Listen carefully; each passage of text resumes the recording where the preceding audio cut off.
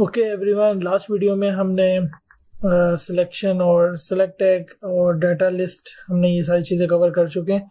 तो next video की तरफ बढ़ते हैं। नेक्स्ट वीडियो में हम बात करेंगे फील्ड सेट की। कभी कभार ऐसा होता है कि हमारा फॉर्म बहुत ही ज़्यादा बड़ा हो जाता है, तो it's better to arrange in specific categories कि हम उसको अलग अलग तरह से अलग अलग वे में कैटेगराइज कर दें। तो वो हम किस तरीके से करेंगे, वो उसके लिए बहुत ही आसान आपके पास तरीका है। आप फॉर्म का जो टैग जहां ओपन हो रहा है आप वहां जाएं और एक नया टैग आप ओपन कर दें जिसको हम नाम देते हैं फील्ड सेट का।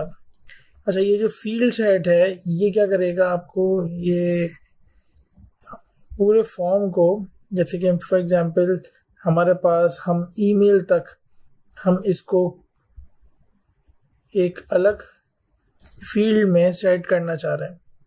तो ये आप देख रहे हैं कि हमारे पास जैसे ही मैंने फील्ड सेट का जो क्लोजिंग टैग है वो ईमेल के बाद मैंने क्लोज किया तो उसने उसको एक बॉक्स में बिल्कुल सेपरेट आउट कर दिया। तो फील्ड सेट क्या करता है, वो सेपरेट आउट कर देता है आपके फॉर्म के मुख्तलिफ पार्ट्स को। तो इसी तरीके से फील्ड सेट के अंदर एक और हम टैग यूज कर सकते हैं जिसका नाम है लेजेंड।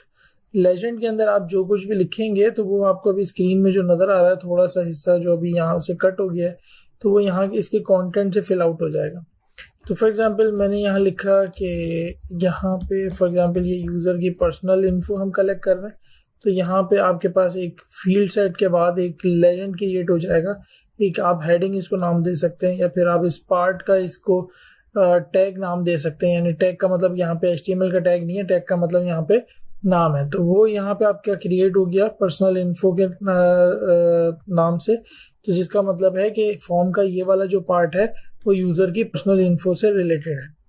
इसी तरीके से जब मैं नेक्स्ट उस पे जाता हूँ, select your favourite food and hobby, और इसके बाद मेरे पास फेवरेट लिस्ट है, तो मैंने यहाँ पे एक और फील्ड सेट ओपन कर लेना है।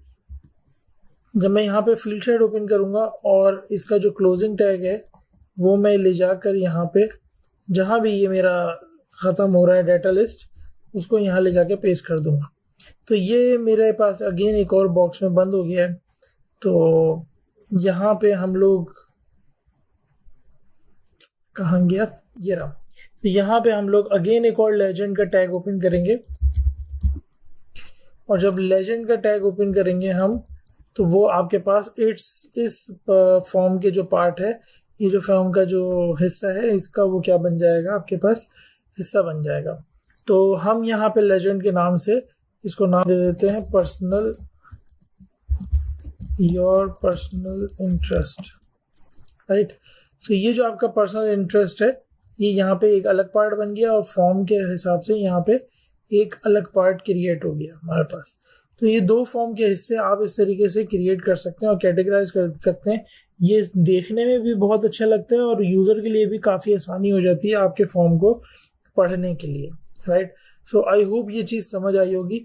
आगे बढ़ते हैं मज़ीद हम एक नया फील्ड सेट क्रिएट कर लेते हैं, और इस फील्ड सेट में अगेन हम एक लेजेंड का टैग ओपन करते हैं। ओके, तो यहाँ मैं इसको नाम दे देता हूँ कि मुझे यहाँ पे डाटा चाहिए यूज़र से उसके एकेडमिक क्वालिफिकेशन का।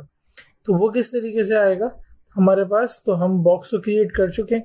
तो उसके लिए आप बहुत ही आसान है, आपके पास एक तरीक़ेकार है कि आप यहाँ पे एक दो तीन तरीक़ेकार हैं बेसिकली हमारे पास। एक रेडियो बटन है, एक चेक बॉक्स है, एक आप यहाँ सिलेक्शन भी बना सकते हैं। वो आपकी अपनी मर्जी है कि आप इसको किस तरीके से डिज़ाइन करना चाहते हैं। तो अगर आपने चेक बॉक्स बनाना है, वैसे तो हमारा नॉर्मल प्रोसीजर ये होता है कि हम पहले लेबल क्रिएट करते हैं, उसके बाद जाके हम क्या करते हैं, हम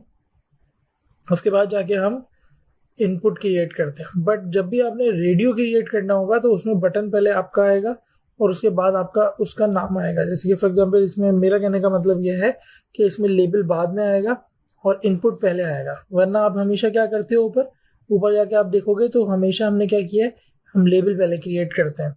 तो इसके अंदर पहले मैं एक इनपुट क्रिएट कर लेता हूँ, इनपुट जिस कॉलन रेडियो। तो ये आप जैसे लिखेंगे तो यहाँ पे आपके पास स्क्रीन पे आप देखो तो एक आपके पास रेडियो बटन आ गया है जिसको आप क्लिक कर सकते हो, राइट।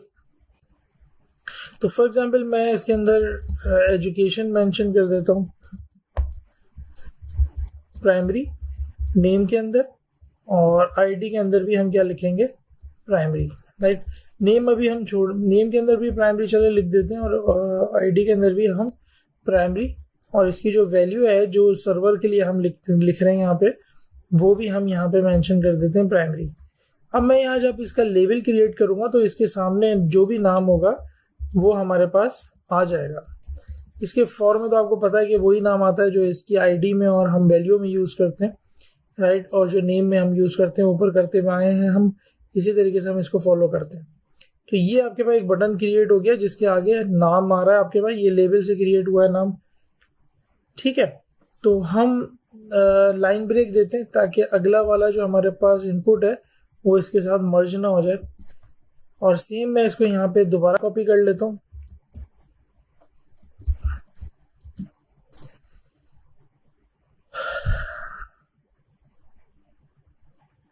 तो नेक्स्ट है हमारे पास सेकेंडरी, राइट, और यहाँ पे भी हमारे पास सेकेंडरी, हम यहाँ भी सेकेंडरी लिख देते हैं और यहाँ भी हम सेकेंडरी मेंशन कर देते हैं और यहाँ भी हम सेकेंडरी मेंशन कर देते हैं। तो ये आपके पास दो हो गए, राइट। अब मैं एक और इसको लिख लेते हैं हम लोग,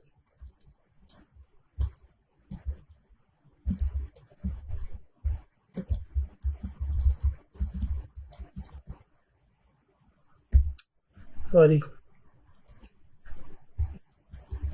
तो ये हमारे पास एक और मेंशन हो गया और हम इसको यहाँ नाम दे देते हैं हायर सेकेंडरी, राइट, और इसको मैं शॉर्ट करके लिख देता हूँ